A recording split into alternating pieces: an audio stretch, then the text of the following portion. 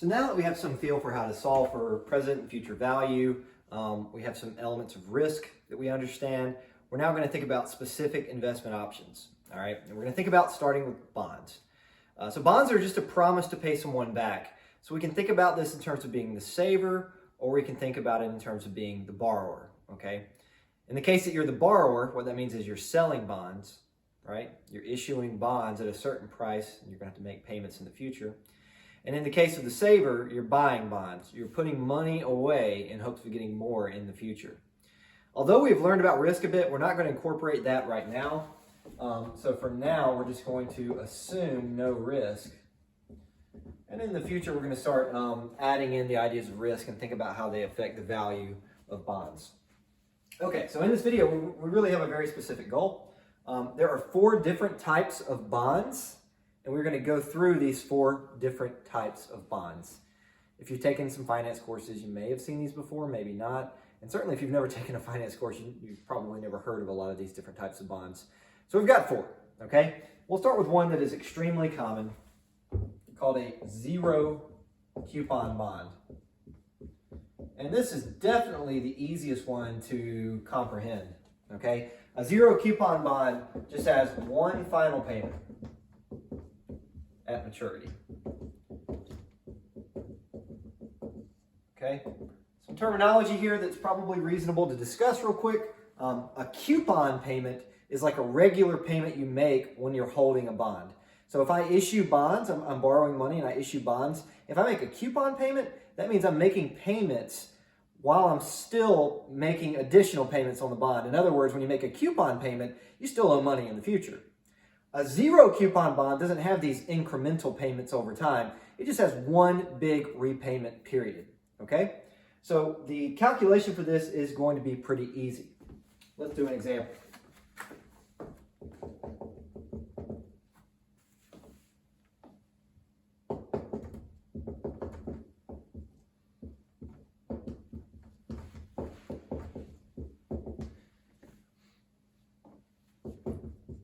So for example, I may be issuing a bond in the following fashion. The federal government actually issues them this way. So rather than thinking about how much money the federal government is borrowing, they start with how much they're going to pay you back, kind of inverting the way you would normally think about borrowing money, okay? So the federal government basically says, we're going to pay you back $500 in 10 years. And then they issue that bond and see what kind of price they can generate. The price the federal government would get on a bond like this is based on its level of risk. The federal government really has no risk, so that's a pretty safe assessment there of assuming no risk. And it would also be based on what the interest rates are currently in the market. So in this example, we're going to assume that interest rates for similar assets are 3% right now, okay? So we might call that the risk-free rate of return. Okay?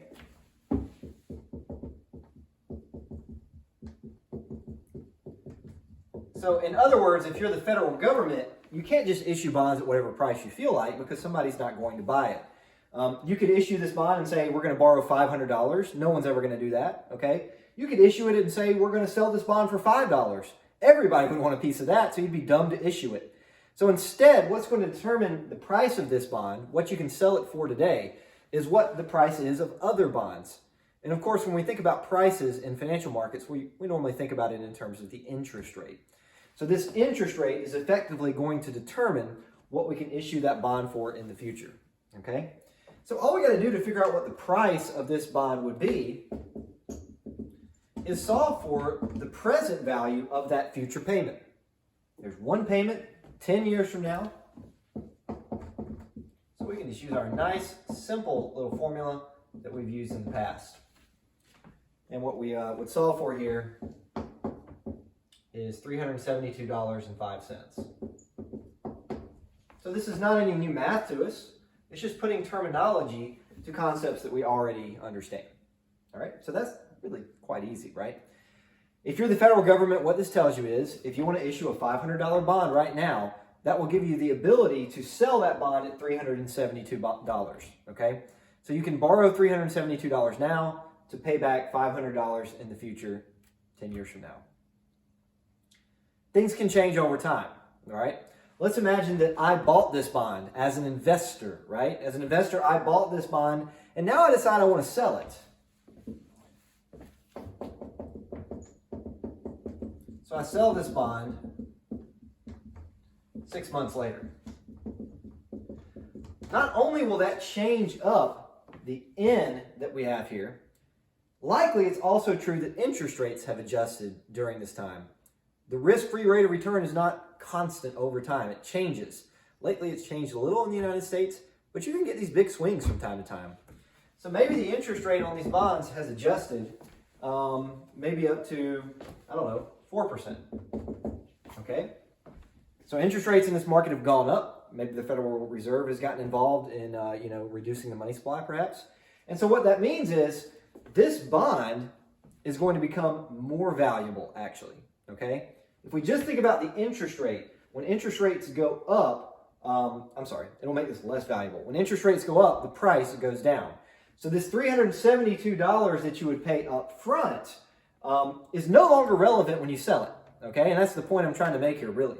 When you buy a bond at any given price, its future price, what you could sell it for at a later date, will be based on new information. Okay? It doesn't matter what the interest rate was when it was first issued. If you sell that bond, what's happening currently in the economy will determine what you can sell it for now. All right? So if I sell this 6 months later, the $500 is still coming in the future. Nothing's changed. This is a zero coupon bond, so there's still just that one payment at maturity. But now I have to use a different discount rate. Okay? So although it was 3% when we issued it, that is irrelevant. Now if I'm trying to sell this bond, investors are going to think, what other bonds could I buy? And right now investors could buy bonds at a 4% rate in the open market.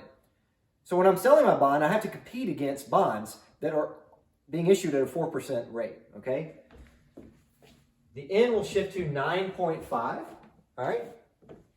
9.5 because we have effectively lost half of a year. I'm selling this bond 6 months later. And so we're just adding a little wrinkle here into this calculation. Let's see what it comes out to.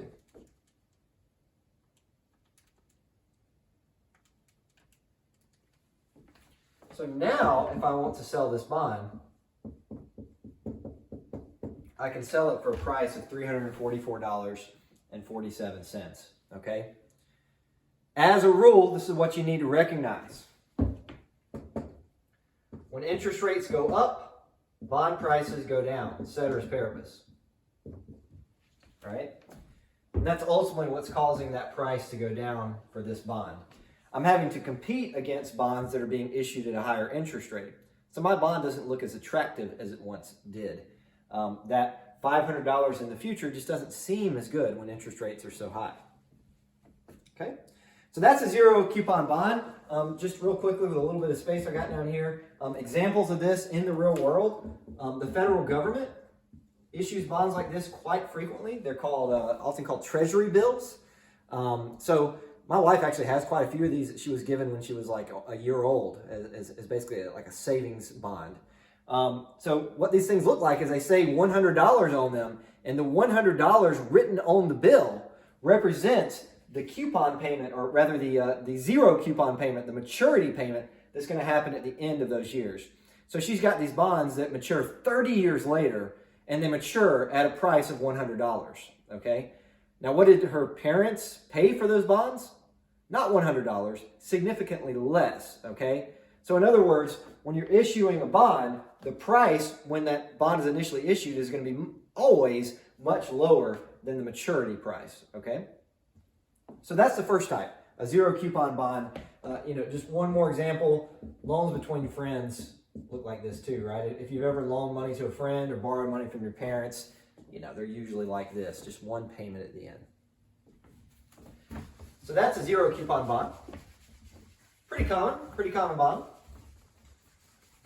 Keep in mind that the federal government is well over $20 trillion in debt, and a lot of those bonds have been issued in this fashion. Not all, but a lot have been issued in this fashion. So there's quite a lot of zero coupon bonds available to purchase. Okay, a second type of bond, really in no particular order here, is a fixed payment loan.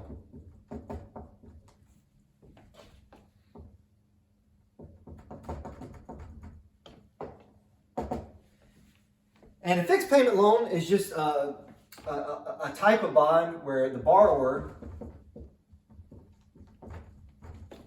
makes payments of equal size for a fixed period of time.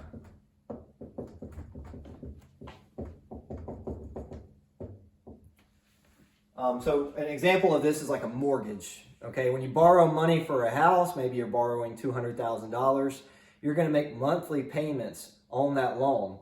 And those monthly payments are going to be consistent over time. And it's not like you're making some big payment at the end at maturity. No, it's just the same payment every single month, maybe $1,000 a month until it's completely paid off. So solving for this is pretty easy, okay? All of these are easy, they just kind of can get tedious. They're all just really present value calculations. So as an example, maybe I pay $500 a month, or a year rather, starting 1 year from today.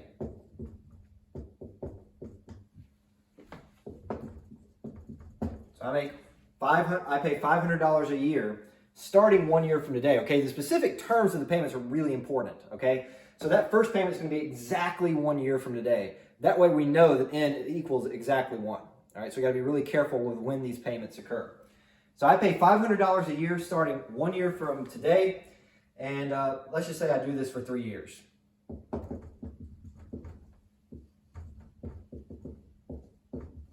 So I'm going to have 3 years of payments here, okay?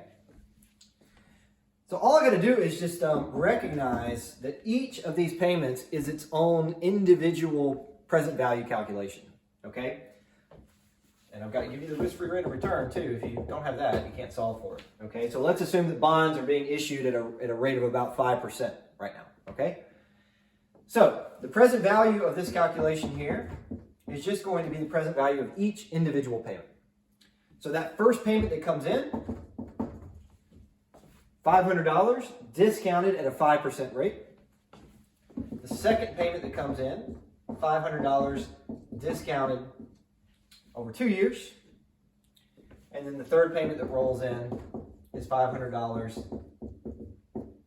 discounted at 5% for 3 years. Okay? So those payments roll in 1 year at a time, and then I've repaid my loan in full, just like you would with a mortgage or a car payment. Okay? And then we can solve for this. I actually went ahead and solved for this one really quickly.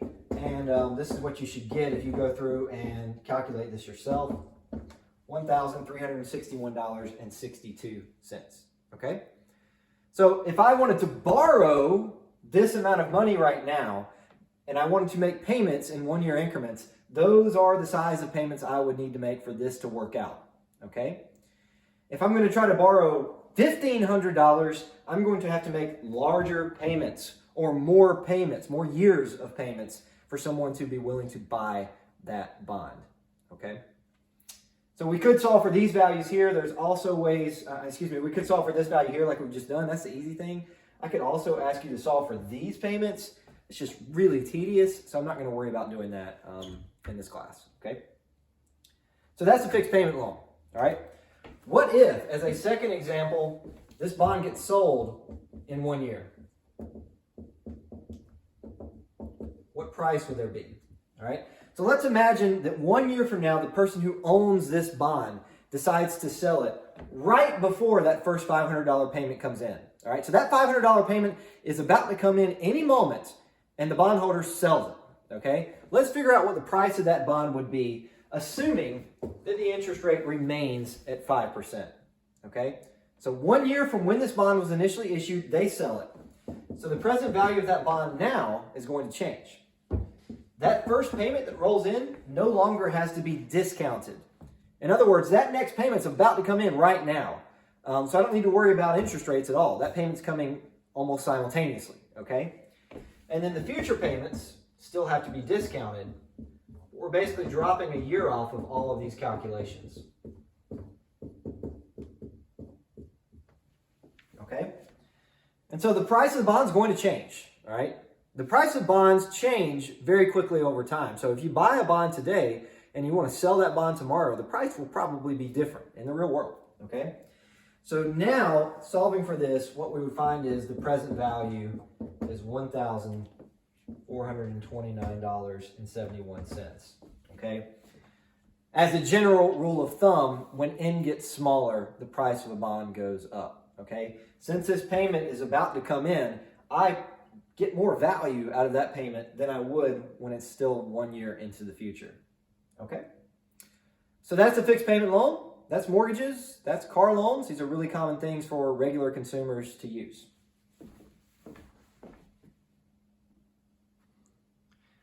Next, we have the third type of bond that we're going to go over, a coupon bond. Coupon bond basically just combines the two types of bonds that we've seen so far. So you're going to have a big payment at the end, like a zero coupon bond, but you're also going to have incremental payments in the intermediate period, okay? So you have one big payment at maturity that is equal to the original amount borrowed.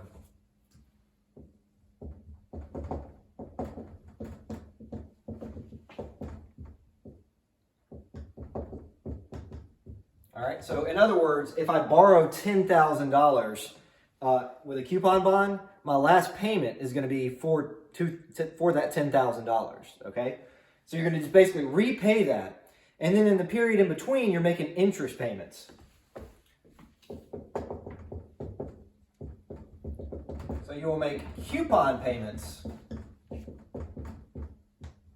that are based on I, the interest rate, when the bond was created. Okay? Sometimes corporate bonds look like this. The government issues bonds like this sometimes too. So these are pretty common as well. All right, the first three that we talked about here, zero coupon bonds, fixed payment loans, coupon bonds, these are all pretty common. Okay? So for example,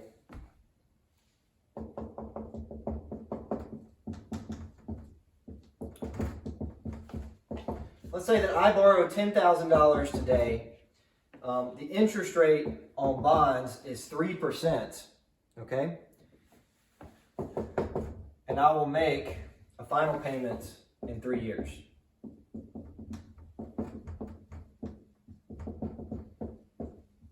Okay, and this bond is different, and that's kind of why I'm setting it up this way. I want you to get the structure of where this comes from. There's a very easy to follow logic with coupon bonds. All right.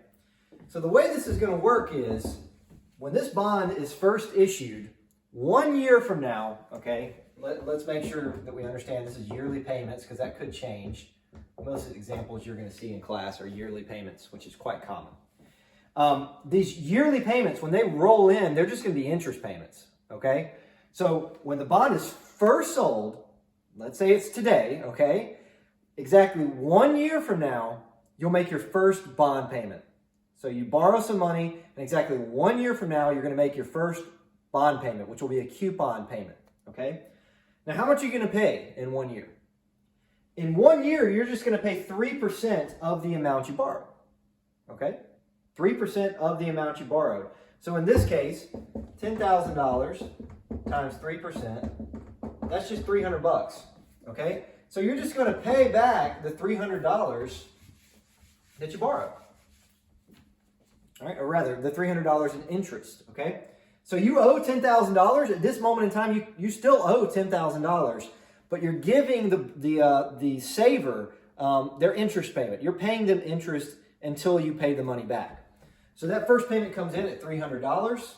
We discount that at 3%, all right? N equals 1 because it's 1 year from now. 2 years from now, you're going to make another payment. It will still be a $300 payment because it's still 3% of $10,000. It doesn't matter if interest rates change, okay? Because when you start the bond, you have determined the terms for the interest rate you're going to pay, all right? So when you begin this bond, you lock in that 3% rate. So you're going to be making $300 payments. okay? So 103, 1.03, 1 plus I. And since this payment is 2 years from now, we have to square it there, right? N equals 2. 3 years from now, you got to be careful not to leave this one off, okay? 3 years from now, you're going to make another $300 payment, and that will probably be at the exact same moment that you repay the principal. All right, so you could actually lump these together if you wanted to. It doesn't change the math, okay? In other words, you could just do 10,300 here, because a lot of times that's how it's set up, all right? So first year, you pay back 300. Second year, you pay back 300. Third year, you pay back another $300 payment, and at the same time, repay the $10,000 that you borrowed, okay? Now, what is the present value of this? The present value of this better be $10,000, okay? Because the amount you borrow is the amount you pay back, you see? The present value is the price for these bonds when they are initially issued, okay? So, if I'm paying back $10,000 at the end, that also is the price at the beginning. And if you guys go through and you solve for this, you're going to get the present value of $10,000, okay? So the price is equal to that final maturity payment that you make there. That being said, it does not have to last. Once you have issued this bond, once it is created, well, now it's in a free market, okay? So its value can change over time. So for example, kind of like we did in the last example there, you sell this. Maybe you're the buyer of this bond, okay? So you own this bond and I'm making payments back to you. You decide you don't want to hold that bond anymore, so you want to sell it. So you sell this bond 6 months after it was issued, okay? And let's assume that interest rates have stayed exactly the same just to make things nice and easy here. So despite the fact that this bond initially sold for $10,000, it can change. Interest rates can change, okay? The interest rate, if it changes and goes up to 4%, they're still going to be making $300 payments here. It's just that $300 isn't worth as much to you when you consider the fact that interest rates are higher for other bonds, okay? Likewise, if N changes, the price of this bond is going to change as well, all right? So what do you think is going to happen to the price of this bond if you sell it 6 months later? Well, let's find out. Here's what the formula looks like. Okay, so that first payment now is going to roll in half a year. N equals 0.5. The second payment rolls in 1.5 years.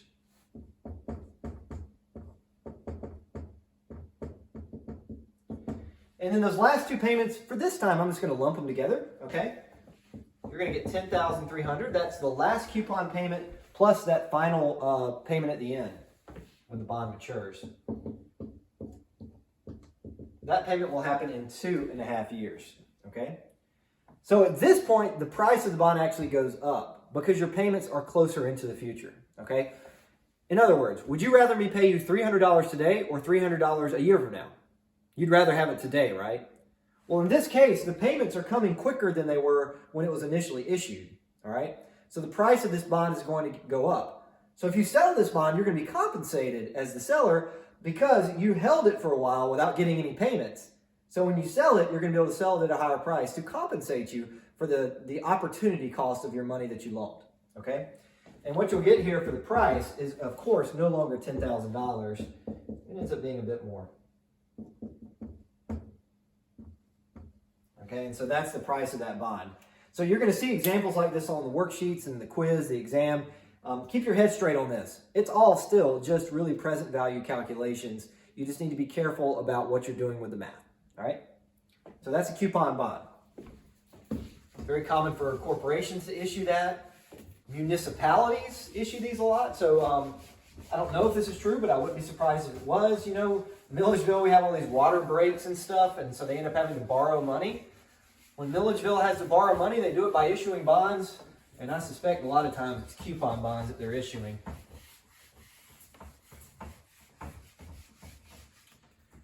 The fourth type of bond we're going to talk about is the least common. And if we're being completely technical about it, these actually cannot exist in the way that we are going to explain them, okay? A console which is sometimes called a perpetuity, is a bond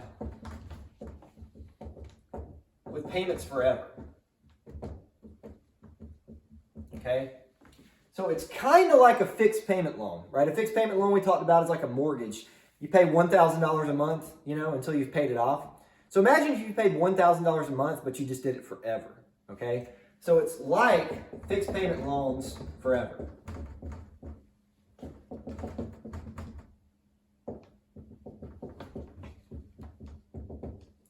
And I said that this can't really exist because, well, this basically means infinity, right? When we say you're going to make these payments forever, that means infinity, and we know that infinity cannot exist when it comes to things like this, right? It's impossible. So that being said, after we go through and solve for this, I'm going to show you why this is still a very reasonable thing to be able to solve for, all right? So this is kind of what you can imagine. Let's imagine that we have $300 payments a year starting next year.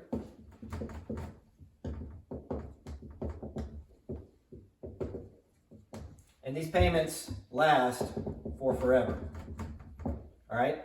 So right now I have this bond. 1 year from now, I'm going to get $300. A year after that, I'm going to get $300. And that's going to happen for the rest of the time, okay? Or technically infinity, even more than the rest of the time, okay? So to solve for this is basically solving for each of these individual payment amounts forever. So it would look like this, And they would just go forever into time.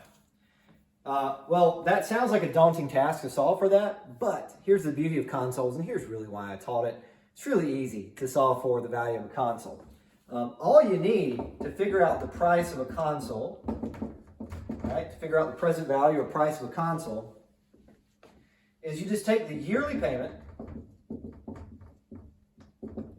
and you just divide it by I, okay? You divide it by the interest rate, and I'm just realizing I forgot to give you that 3%, okay?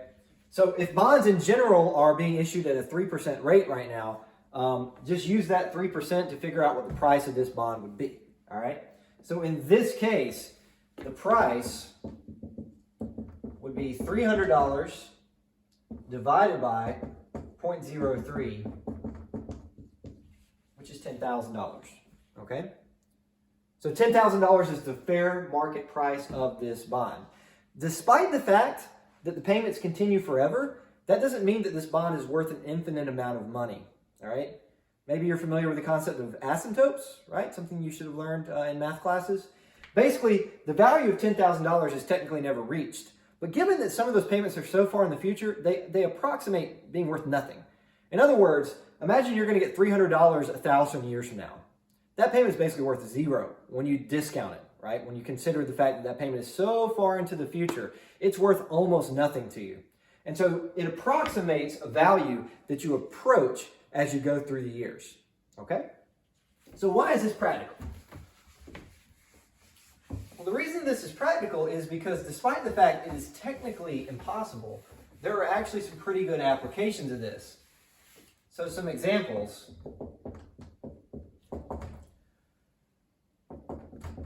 A lot of times charitable payments look like this. All right, imagine, for example, that you pay $500 to your favorite charity every single year and you promise you're going to do that the rest of your life.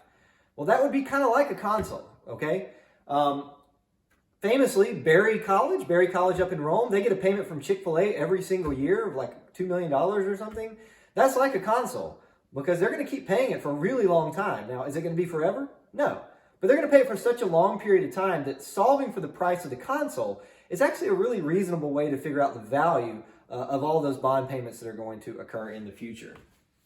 Likewise, lottery payments sometimes look like this. You know, if you win a lottery for win for life, that's kind of what this looks like.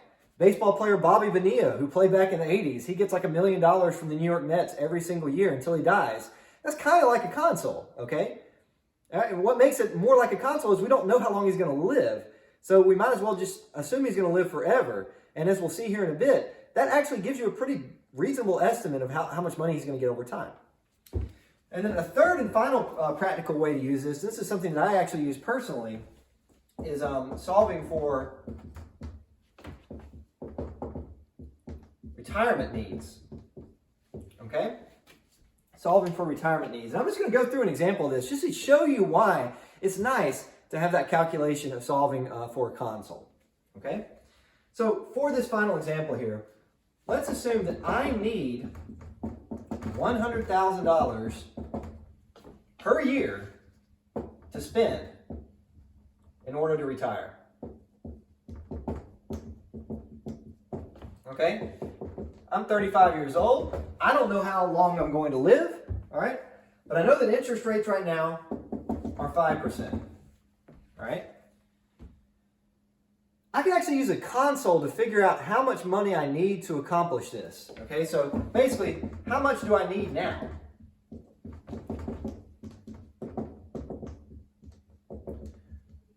So I could actually go to a bank and tell them my plans, and I could probably find somebody that would do this for me, that would provide a bond like this, okay? So I would go to a bank and I would tell them, I need to get $100,000 payments every single year, okay? Basically, I've got a big chunk of money. I got a lump sum of money, and I want to convert that into yearly payments. So how much money am I going to need to give you now for you to give me $100,000 every year starting next year, okay? So a year from now, I'll get 100 grand. A year after that, 100 grand, so forth and so forth, okay? These actually have a name, right? Have you ever heard of an annuity? An annuity is kind of like this. The only difference between a perpetuity and an annuity is the annuity has an end.